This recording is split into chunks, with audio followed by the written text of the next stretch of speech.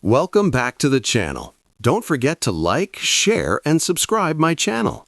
Today, we are explore how to create layered image layouts with Frame Mask. Begin by opening Photoshop and creating a new document.